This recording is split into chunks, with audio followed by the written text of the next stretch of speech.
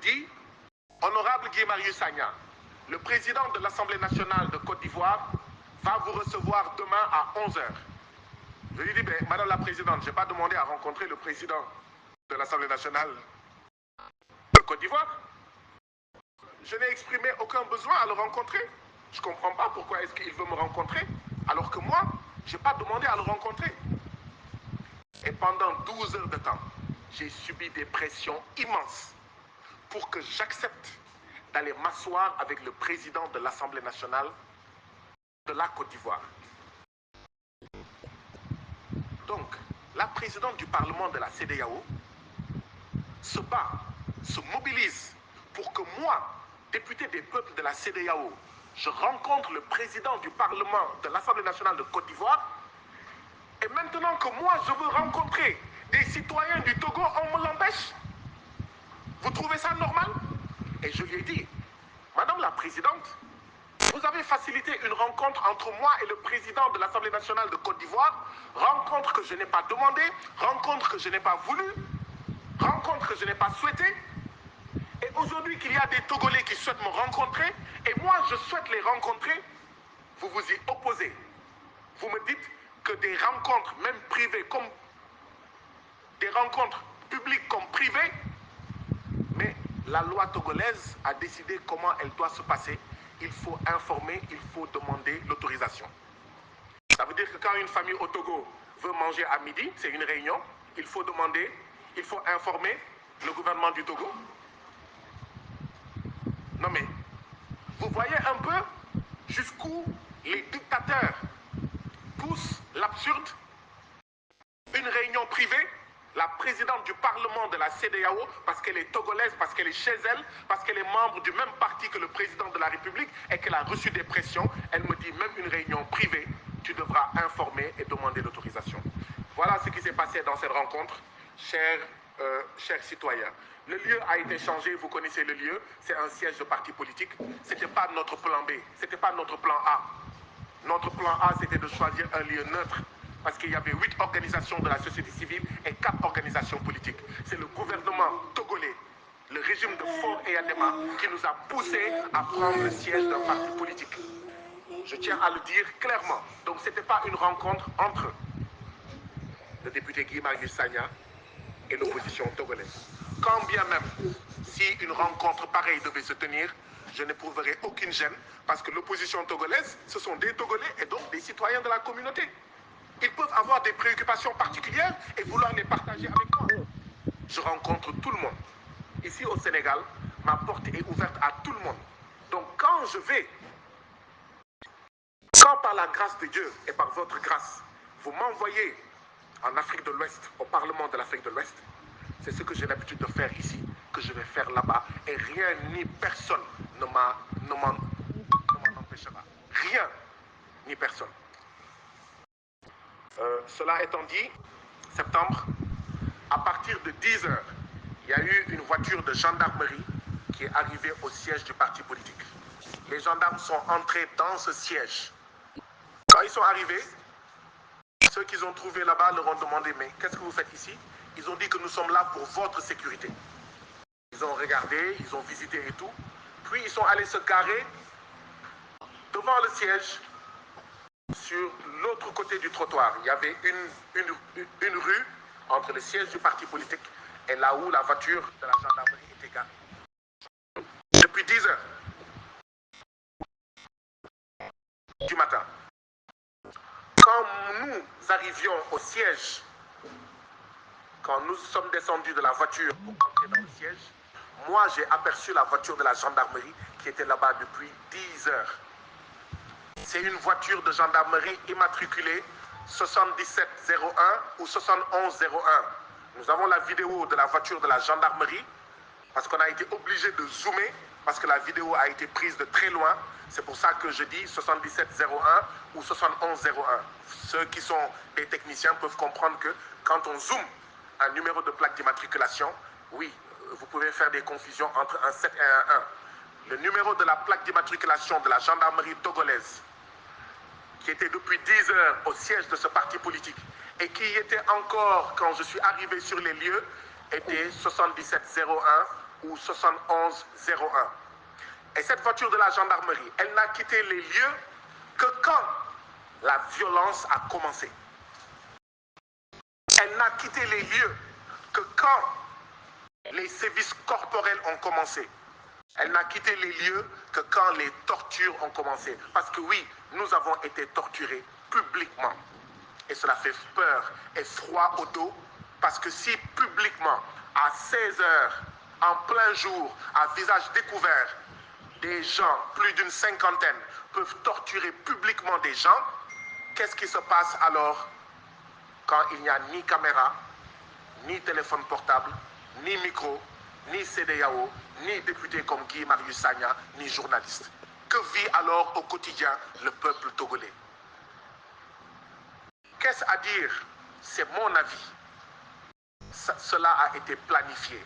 Ce qui s'est passé lors de cette réunion a été planifié. Le gouvernement du Togo n'a pas interdit la réunion qui s'est tenue le 29 parce qu'elle ne pouvait pas l'interdire. Le gouvernement du Togo n'avait même pas interdit la réunion de la paroisse. Tous ceux qui disent que la réunion qui devait se tenir à la paroisse était interdite ne disent pas la vérité. Parce que moi, je n'ai pas reçu un arrêté d'interdiction. La présidente du Parlement, lors de la réunion, n'a pas brandi un arrêté d'interdiction. Les organisateurs qui avaient loué et payé la salle à la paroisse n'avaient pas reçu un arrêté d'interdiction. Donc, aucune réunion n'avait été interdite. Tout ce qu'on nous avait dit, c'est que le gouvernement rappelle que, en matière de réunion au Togo, il y a une loi, il faut informer, il faut une autorisation, quelque chose comme ça. Mais jamais il n'a été question d'interdiction. Si le Parlement de la CEDEAO parle d'interdiction de réunion, le Parlement de la CEDEAO ne dit pas la vérité. Si le bureau du Parlement de la CEDEAO parle d'interdiction de réunion, le bureau de la CEDEAO ne dit pas la vérité. Si le gouvernement togolais parle d'interdiction de réunion, le gouvernement togolais ne dit pas la vérité. Il ne pourra pas montrer un arrêté, un acte administratif qui interdisait la réunion à la paroisse, ni au siège du parti politique. Donc, quand une voiture de gendarmerie vient à 10 heures, nous sommes ici pour votre sécurité. Elle passe la journée. On la trouve même au moment de commencer. Mais qu'est-ce que vous voulez qu'on croie?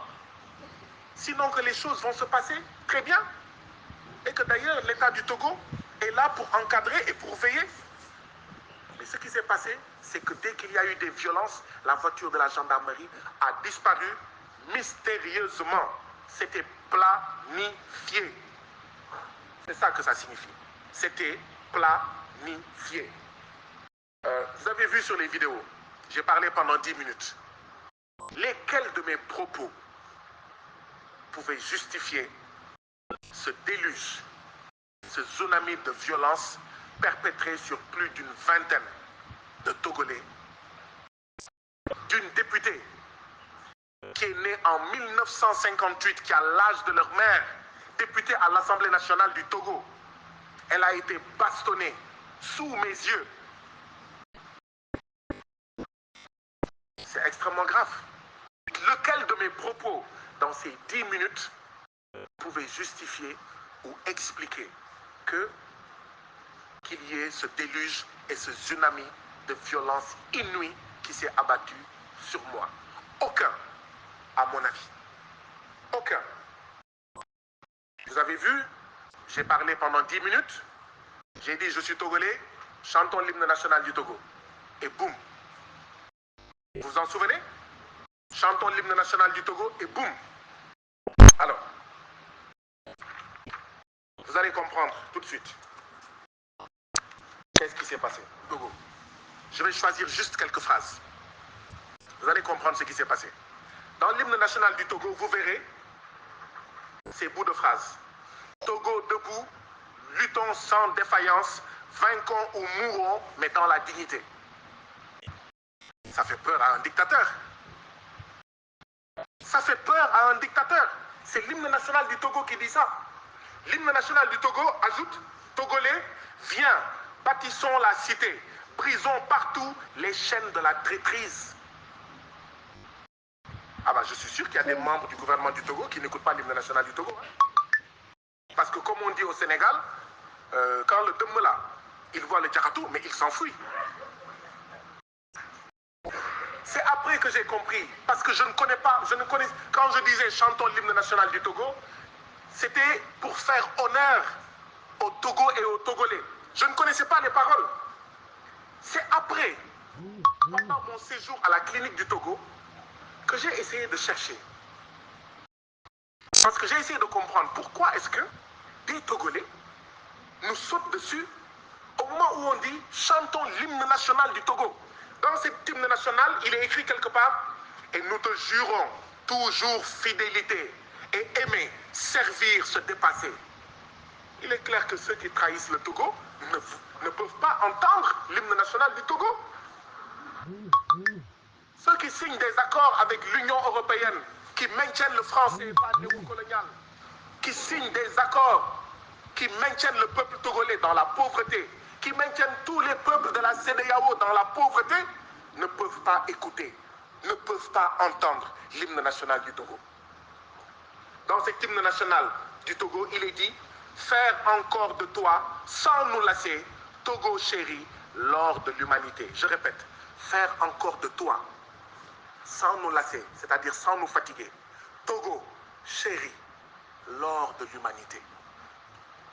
Ceux qui font du Togo et des pays de la CEDEAO la lie de l'humanité, la boue de l'humanité, le marchepied de l'humanité, ils ne peuvent pas entendre les paroles de l'hymne national du Togo.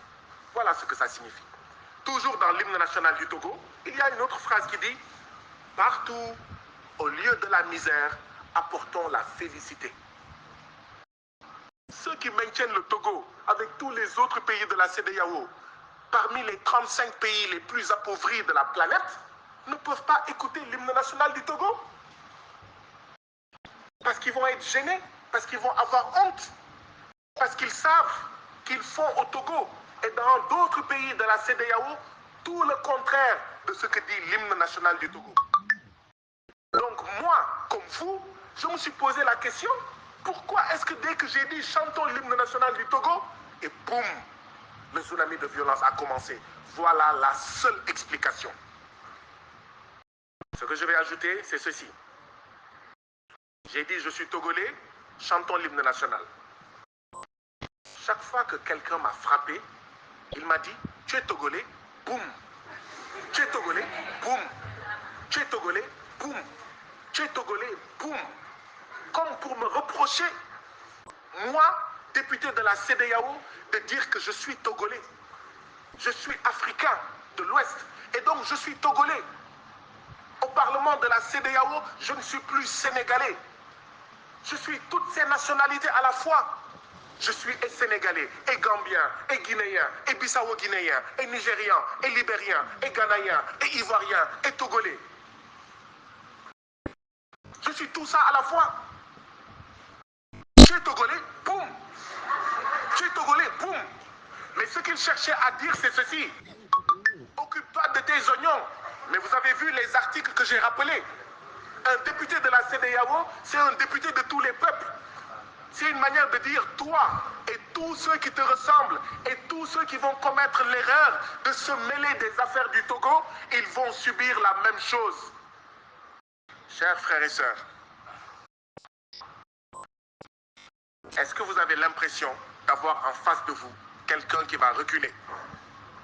Est-ce que vous avez l'impression d'avoir en face de vous quelqu'un qui a peur de faire la même chose? Si demain la CEDEAO retourne au Togo, le Parlement de la CEDEAO retourne au Togo, j'irai à nouveau au Togo et s'il y a des Togolais qui veulent me rencontrer, je les rencontrerai. Si demain je vais en Gambie et qu'il y a des Gambiens qui souhaitent me rencontrer pour qu'au niveau du Parlement de la CEDEAO, je parle de leurs problèmes, je les rencontrerai. Et personne ne m'en empêchera parce que c'est mon droit. Ce n'est pas un droit, c'est mon obligation. Je n'ai pas le choix. Vous savez ce qui se passe? Tous les députés de la CEDEAO, pour aller à une réunion de la CEDEAO à Abuja ou ailleurs, on leur achète un billet d'avion, classe business, classe affaires. Ce sont les billets les plus chers, ce sont les fauteuils les plus larges. Ils mangent des choses dans l'avion que les autres ne mangent pas. Ils sont mis en classe affaires. Moi, quand je voyage, ainsi que tous mes collègues pour le Parlement de la CEDEAO, je suis en classe business. Et c'est payé avec votre argent. Mais pourquoi on nous met en classe business? Après, on peut se demander, est-ce qu'il ne faudrait pas les mettre en classe affaires, ces députés-là, finalement? Parce qu'ils ne nous représentent pas. Ils se cachent de nous. Et quand l'un d'entre eux parle de nos problèmes, mais peut-être qu'il faut les mettre, peut-être même qu'il faut les laisser prendre la route. Peut-être même qu'en prenant la route, ils vont voir ce que vivent les populations. Mais vous savez pourquoi on les a mis en classe affaires? J'essaye d'interpréter. Les députés de la CEDEAO, ainsi que tous les agents de la CEDEAO, prennent des billets en classe affaires pour hisser tous les pays de la CEDEAO et tous les peuples de la CEDEAO en classe affaires à l'échelle du monde. Nous, on nous paye des billets en classe affaires, en première classe, et au lieu de hisser nos peuples et nos pays en classe 1 sur la planète Terre, nos peuples et nos pays sont parmi les 35 dernières classes de la planète Terre. Sur 200 pays, nous sommes les 35. Nous sommes les 35 derniers. Vous pensez que c'est sérieux? Vous pensez que c'est normal? Voilà ce qu'est la CEDEAO. Et voilà en réalité le problème. La bastonnade, la torture publique, les sévices corporels, les peines de torture, les peines corporelles que nous avons subies le 29 octobre dernier à Lomé, en réalité, comme disait Karl, il y a un Allemand, c'était un général allemand, il s'appelle Karl, son prénom c'est Karl Clausewitz, qui disait que la guerre est la continuation de la politique par d'autres moyens. Karl von Clausewitz, un général allemand, il théorisait ce qu'est la guerre, il expliquait ce qu'est la guerre. Il disait la guerre, c'est la continuation de la politique par d'autres moyens. Les violences, les tortures, la bastonnade que nous avons subie à Lomé le 29 octobre dernier, c'était la continuation de la politique par d'autres moyens. Parce que depuis que je suis arrivé au Parlement de la CEDEAO, il y a dans ce Parlement deux idées, deux visions qui se font face. La vision dont je suis porteur, qui est une Afrique de l'Ouest juste, unie, souveraine, prospère, démocratique, et leur vision à eux, qui est de continuer à cacher la CEDEAO. Personne ne parle de la CEDEAO, personne ne connaît la CEDEAO. Pendant 22 ans, aucun député ne cherche à rencontrer les peuples de la CEDEAO. Rien. Savez-vous que depuis Abuja, quand vous avez partagé les vidéos d'Abuja là, le bureau du Parlement de la CEDEAO a suspendu la retransmission en direct des séances du Parlement de la CEDEAO. Êtes-vous au courant? Voilà les deux visions qui s'affrontent. La vision dont je suis porteur qui dit non, il faut arrêter ça. Si on veut construire une nouvelle Afrique de l'Ouest, on ne peut la construire que dans la vérité. Quand un président viole la Constitution, il faut dire le président viole la Constitution. Or, Faure Eyadema a fait un coup d'État constitutionnel il n'y a pas très longtemps. Il a changé la Constitution pour pouvoir s'éterniser au pouvoir. Mbalo fait la même chose en Guinée. Quand tu le dis, on dit mais il y a un problème. Et donc, on éteint la télé du Parlement. Vous ne regarderez plus les séances du Parlement de la CEDEAO. Vous ne m'entendrez plus parler au Parlement de la CEDEAO. Parce que le bureau du Parlement a dit « Ouh, cachez-moi ces discours que je ne saurais entendre. » Par de pareils objets, par de pareils discours, les âmes du syndicat du chef d'État, vous connaissez la phrase? Sont blessées et cela fait venir de coupables pensées. Par les discours démocratiques, par les discours sur les droits de l'homme, par les discours sur les droits des peuples de la CEDEAO du député Guy Marius Sagna, les oreilles du syndicat des chefs d'État sont blessées et cela fait venir de coupables pensées. Et donc il faut éteindre la télé. Parce qu'à la télé, on ne dit pas la vérité. Si la vérité doit sortir de la télé, on coupe la télé. Parce qu'il faut que les peuples continuent à dormir de leur profond sommeil.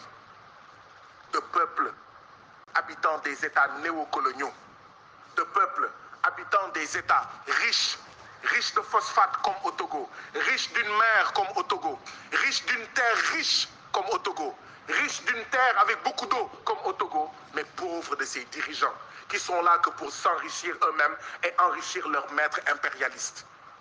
Et quand quelqu'un comme moi vient dans le Parlement pour le dire, il y a un problème. Et comme on ne peut pas amener la police et la gendarmerie pour fermer la bouche de Guy Marius Sagna, sinon ça va être flagrant, l'État du Togo, ça a été planifié, a pris des nervis. Et certains de ces nervis, certains Togolais disent qu'ils appartiennent à certaines structures de la police, sont venus nous mater, nous bastonner, nous donner une leçon publiquement. Ah oui, c'est vous qui faites les intelligents là, c'est vous qui faites les révolutionnaires et les anti-impérialistes là. On va vous donner une sacrée raclée. Sauf qu'ils sont des crétins. Parce que quand ils font ça, ils braquent les micros, ils braquent les caméras sur le Togo et sur ce que vivent les Togolais au quotidien.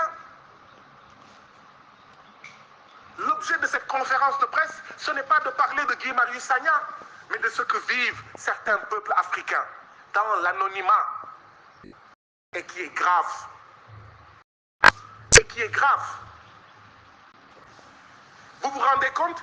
Depuis dimanche, j'ai appris que c'est aujourd'hui, certainement parce qu'ils sont au courant de ma conférence de presse, c'est aujourd'hui que le bureau du Parlement de la CEDEAO vient de faire tomber un communiqué. Depuis dimanche, où le sang a coulé, où on a bastonné 20 personnes, en majorité des Togolais jusqu'au sang, c'est aujourd'hui que le Parlement de la CEDEAO sort un communiqué, alors que la police togolaise, ça fait 2 jours qu'elle a sorti un communiqué.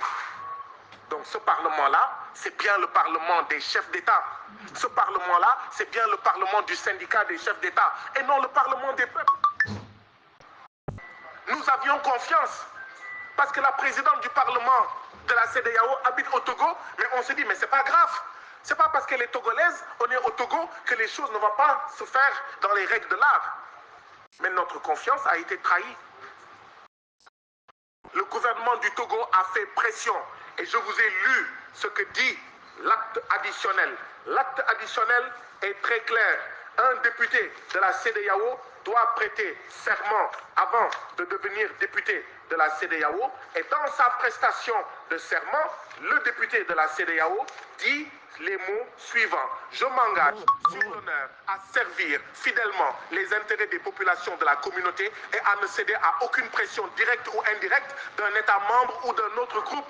Je ne céderai sur la pression d'aucun gouvernement togolais ou autre pour m'empêcher de parler au nom des peuples. Je ne céderai pas. Je ne céderai à aucune pression. Je parlerai au nom de tous les peuples. Si je ne sais pas, je ne sais pas. Mais si je sais, une fois qu'un peuple m'a dit, voilà ce que je vis, aucune pression ne m'empêchera de le dire. Aucune pression de tout gouvernement au niveau de la CEDEAO ne m'empêchera de rencontrer ceux que je représente et qui habitent en Côte d'Ivoire, au Ghana, au Nigeria, etc. La question maintenant est celle-ci. Est-ce que la CEDEAO va protéger les députés de la CEDEAO? Parce que finalement, être député de la CEDEAO est dangereux. Attention, il y a députés de la CEDEAO, il y a mangeurs de la CEDEAO. Les mangeurs de la CEDEAO sont ceux qui sont des députés, mais qui viennent pour manger, Quand on était à Lomé, le samedi, le vendredi soir, le président de l'Assemblée nationale du Togo a rencontré les députés du Parlement de la CEDEAO.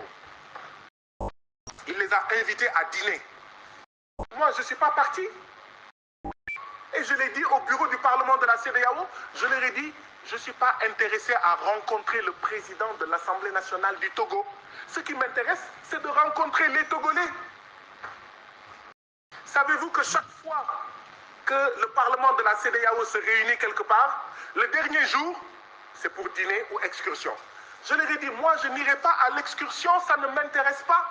Ce qui m'intéresse, moi, c'est de faire une excursion avec le peuple togolais pour savoir ce qu'il vit, pour comprendre ce qu'il vit, pour entendre ses aspirations, pour entendre ses préoccupations, afin que je sois, moi, la caisse de résonance du peuple du Togo, du peuple de Gambie, du peuple ivoirien, nigérien, libérien, sierra-léonais, au niveau du Parlement de la CEDEAO.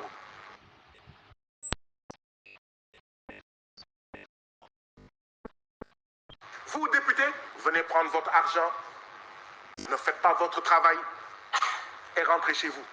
Ne dites rien. Je suis contre cette option. Je ne suis pas d'accord avec cette option. Et tant que je serai député de la CEDEAO, je continuerai à me battre pour ça. Maintenant, si les gens ne veulent plus que je sois député de la CEDEAO, ils savent ce qu'il leur reste à faire. Deux choses. Soit m'assassiner, soit m'empêcher d'être envoyé au Parlement de la CEDEAO. Voilà les deux choses.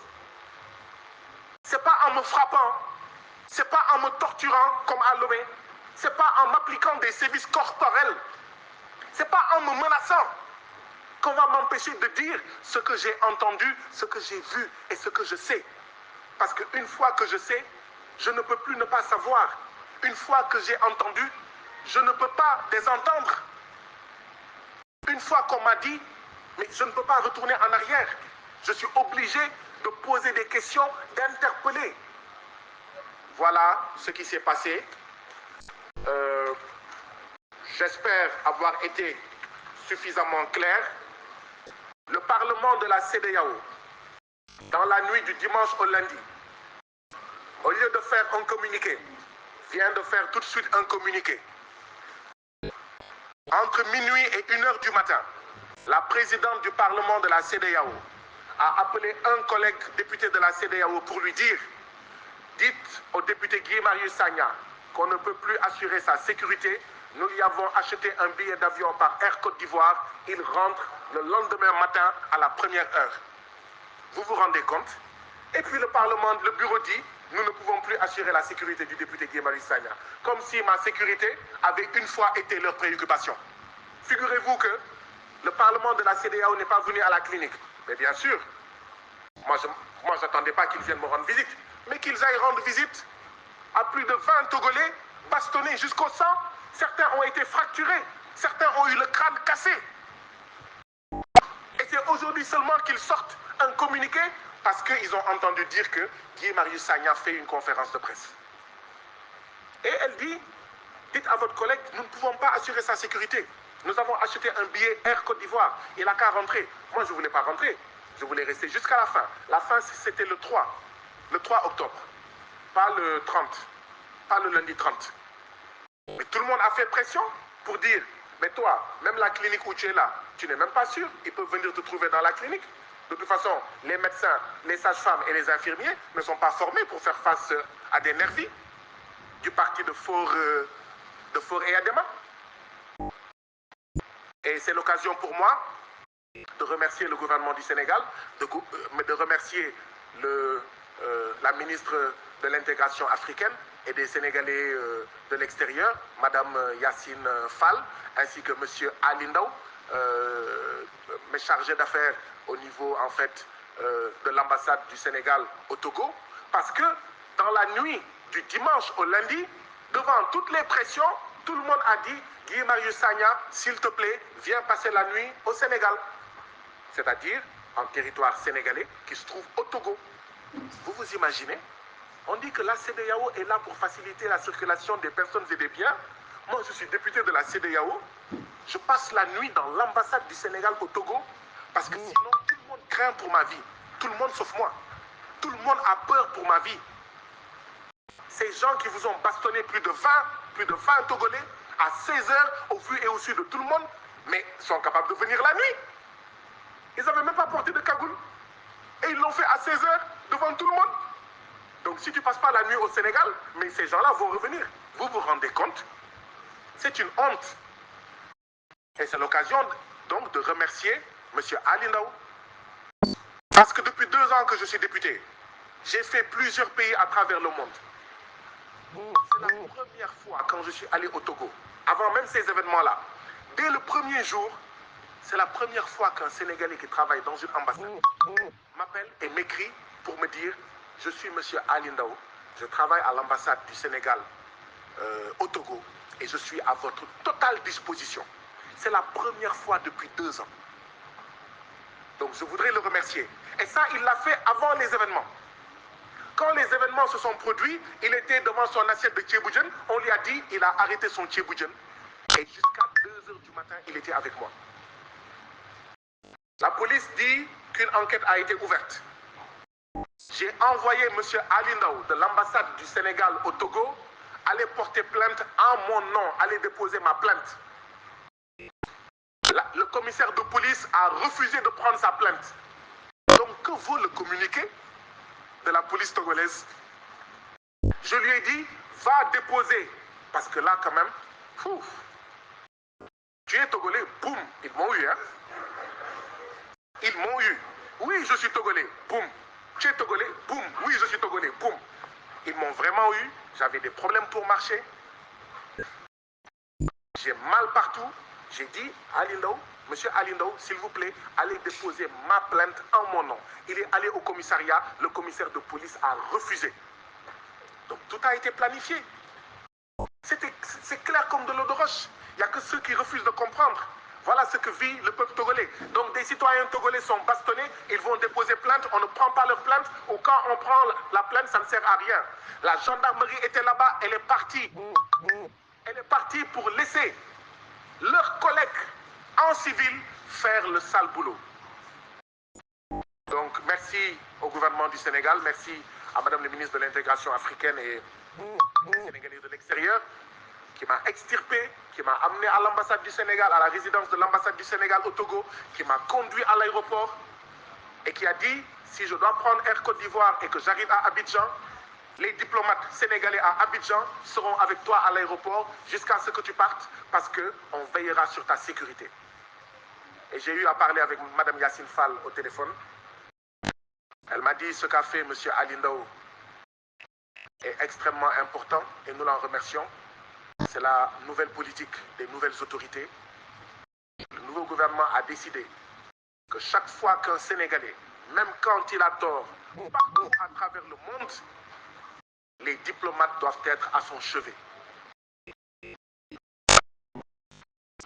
Beaucoup d'entre nous envient certains citoyens de la planète qui, quand ils ont des problèmes, même ici, vous voyez leur ambassade venir avec force. Et vous dites, mais voilà un pays qui aime ses citoyens. Eh bien, j'encourage Madame le ministre et son gouvernement par rapport à la nouvelle politique du gouvernement à être aux côtés de tous les citoyens sénégalais, même quand ils ont violé la loi, là où ils se trouvent sur la planète Terre, à les assister jusqu'au bout. Parce que le carburant de l'ambassade, c'est les deniers publics, c'est les taxes et les impôts des citoyens sénégalais. Les salaires des diplomates, c'est les taxes et les impôts des citoyens sénégalais. Donc merci Madame la Ministre, et bon courage et bonne continuation. Monsieur Ali Ndao, merci beaucoup pour tout. Je voudrais aussi remercier, je voudrais aussi clarifier une chose. Quand nous avons été bastonnés jusqu'au sang, torturés jusqu'au sang, parce que c'est de torture dont il s'agit. D'accord? Nous avons été torturés.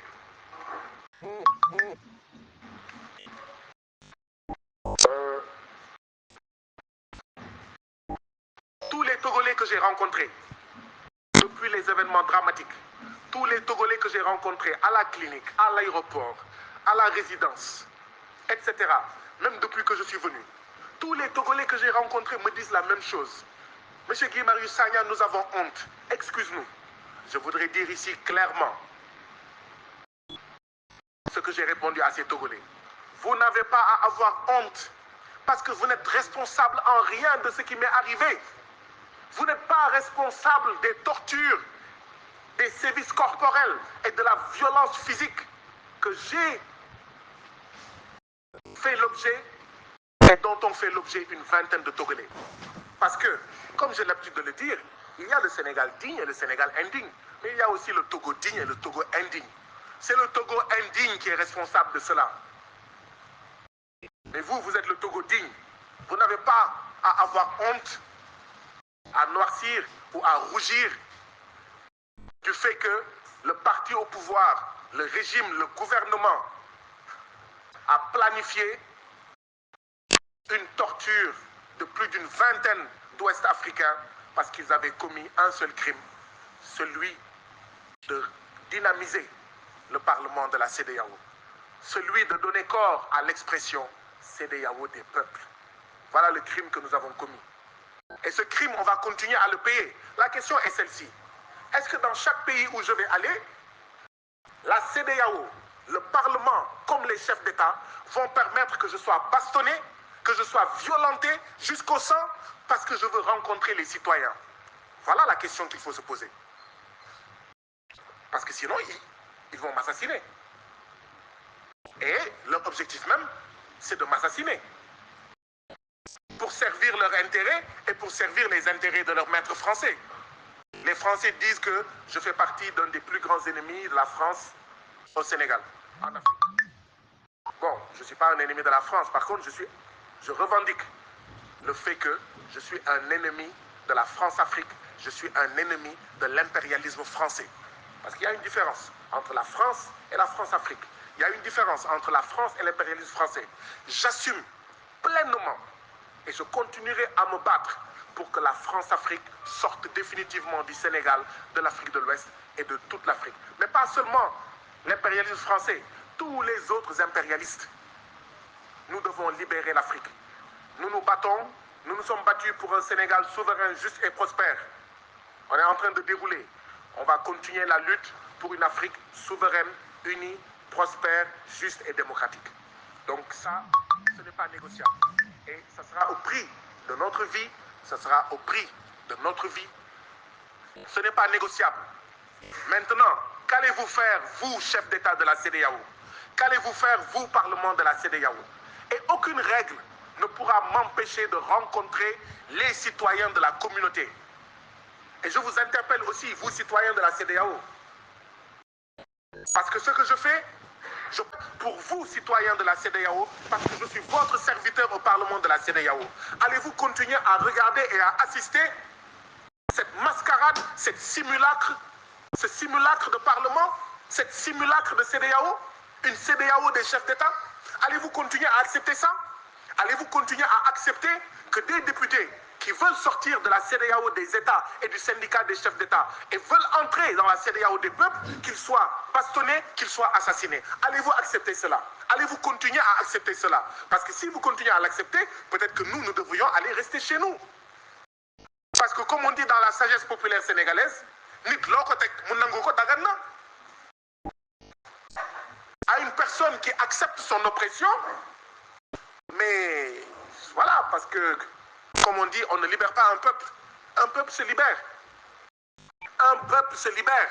Personne ne libérera les peuples de la CEDEAO. C'est au peuple de la CEDEAO de se libérer eux-mêmes. Maintenant, moi, je suis un citoyen, membre des peuples de la CEDEAO. Je joue mon rôle. Mais si en jouant ce rôle, les citoyens de la CEDEAO se taisent, ne font rien et sont inertes, mais on va m'assassiner. Sylvanus Olympio, premier président du Togo, a été assassiné. Il était contre le franc CFA. Il était contre beaucoup de choses. Il a été assassiné devant l'ambassade des États-Unis au Togo. D'ailleurs, je crois que les États-Unis devraient pouvoir dire qu'est-ce qui s'est passé. Parce qu'il a été exfiltré. Qu'est-ce qui s'est passé pour qu'il soit assassiné devant l'ambassade des États-Unis au Togo? Sylvanus Olympio. Eh bien, c'est ceux qui ont assassiné Sylvanus Olympio, mais qui nous ont cassé la figure le 29 octobre dernier à Lomé. C'est aussi simple que ça. C'est ceux qui me cassent la figure dans le Parlement de la CEDEAO, qui m'empêchent de parler, qui coupent la télévision du Parlement, mais c'est ceux-là aussi qui m'ont cassé la figure, qui m'ont violenté le 29 mars, le 29 octobre, le 29 septembre. Merci pour la correction. Alors, je pourrais en parler, en rajouter, en redire, partager avec vous beaucoup d'anecdotes. Mais je ne voudrais pas également abuser de votre patience. Je pourrais continuer en français à parler, à parler, à parler. Figurez-vous que samedi, oui, samedi, donc la veille de la réunion où il y a eu ce tsunami de torture et de violence, j'ai présidé une réunion de ma commission compte public du Parlement de la CEDEAO. Et je découvre, lors de cette réunion, que le Parlement de la CEDEAO, qui est chargé notamment d'émettre des avis sur les rapports d'audit qui ont été produits sur toutes les institutions et agences de la CEDEAO, le Parlement de la CEDEAO n'avait jamais émis d'avis par rapport à ces rapports d'audit. Jamais. Vous vous rendez compte? Je reprends. Toutes les institutions et agences de la CEDEAO font l'objet chaque année d'audits. Le Parlement est une institution de la CEDEAO. La Commission est une institution de la CEDEAO. Le GIABA est une institution de la CEDEAO, etc., etc. Il y a une commission de la CEDEAO sur la santé, sur ceci, sur cela. Chaque année, ils sont audités. Le Parlement est chargé d'émettre des avis quand il reçoit les rapports d'audit. Jamais, depuis la naissance du Parlement de la CEDEAO n'a exprimé un avis sur ces rapports d'audit. Je suis le président de la commission et je découvre cela. Bah, vous comprenez alors pourquoi on me bastonne? Vous comprenez alors pourquoi on veut m'assassiner? Ah, parce que je vais être clair. Avec moi, le Parlement de la CEDEAO va lire tous les rapports d'audit. Le Parlement de la CEDEAO va émettre des avis. Mais en plus, moi-même, je vais partager avec vous ce que les rapports d'audit disent. Ah oui, parce que les rapports d'audit, c'est pour vous, citoyens ouest-africains, pour vous dire, est-ce que les chefs d'État ouest-africains gèrent bien l'argent que vous leur avez confié? Est-ce que le Parlement de la CEDEAO gère bien votre argent? Vous comprenez pourquoi on veut m'assassiner? Vous comprenez pourquoi on coupe la télévision du Parlement pour éviter que ces choses-là soient dites? Voilà ce qui se passe à la CEDEAO. C'est la lutte entre deux visions. Une vision conforme à vos intérêts, vous mes frères et sœurs ouest-africains, et une vision totalement opposée pour les intérêts de politiciens, pour les intérêts de chefs d'État, pour qu'ils durent à la tête de la CEDEAO. Voilà les deux CEDEAO qui se font face.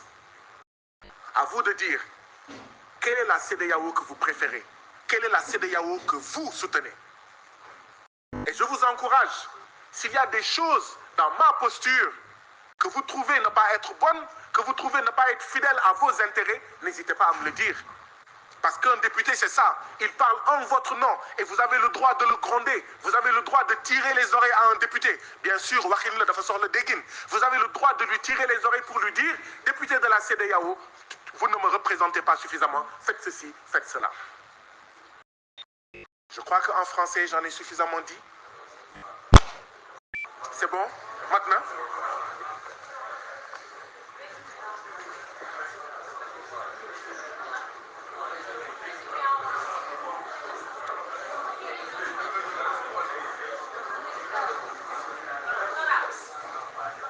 Oui. Oui, oui. Oui. Mais pourtant, vous auriez pu demander si on a acheté à manger pour qu'on reste là jusqu'à 16 h. Mais comme vous êtes pressé de rentrer, on va arrêter le déjeuner. On va arrêter le déjeuner, c'est pas grave. Non, en fait, je suis heureux de revoir certains visages. Les visages de cette presse sénégalaise, multiples, variés et divers. Visages que j'aurais pu ne pas revoir.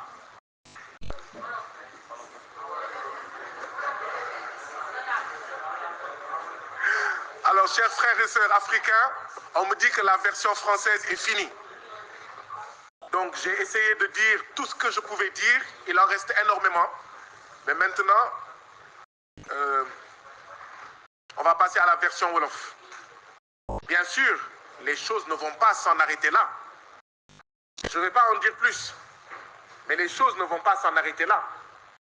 Parce que les plus de 20 citoyens de la communauté qui ont été bastonnés, qui ont été fracturés, qui ont été écrasés.